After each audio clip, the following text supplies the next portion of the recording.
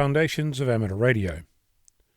For some time I've been explaining how some of the internal workings of a software-defined radio operate, with a view to getting into the nitty-gritty of the why and the how. This exploration is happening within the context of a world where there are countless choices for selecting a radio to match your budget. Increasingly, that selection process starts with a simple question.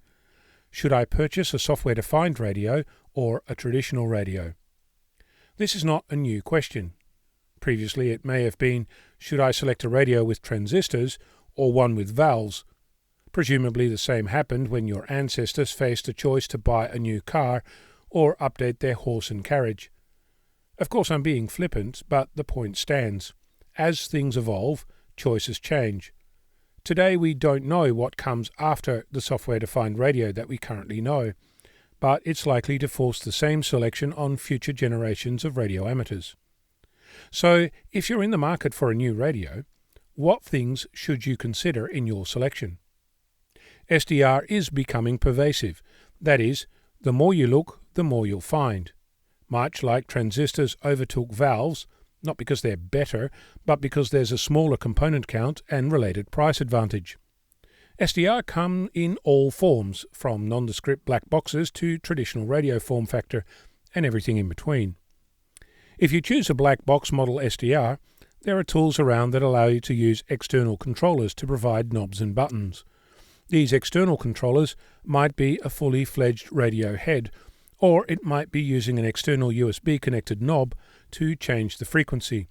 Or you might integrate your solution with a DJ console, a big panel with lots of knobs, sliders and dials, repurposed as a user interface for your radio. The software behind most SDR platforms appears to continuously be in a state of rapid development. This means that every update potentially gives you more functionality. Of course, the opposite is also true. Things break, get taken away, get redeveloped in ways that may be unexpected or unwanted.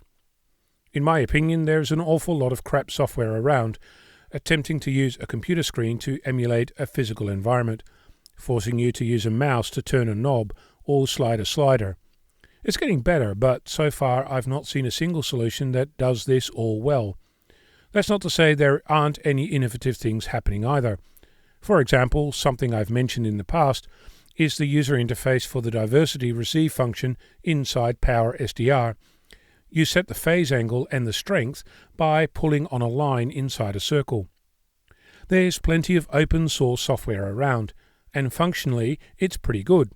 Fortunately, Windows is not your only option. macOS and Linux provide many opportunities. Traditional radios have not finished, nor are they likely to go the way of the dodo anytime soon. But while people are getting excited, you can pick up bargains from those migrating away from traditional radio to SDR. If your selection is based on using a computer or not, there's things to use your computer for with a traditional radio. Numerous and growing digital modes and other cool stuff to get your teeth into. I should mention that there are radios about that are both traditional and SDR, so you can have the best, or worse, of both. My recommendation is to set a budget and see what that buys you. Regardless of what you end up with, your requirements will evolve. I'm Ono, Victor Kilo 6, Foxtrot Lima Alpha Bravo.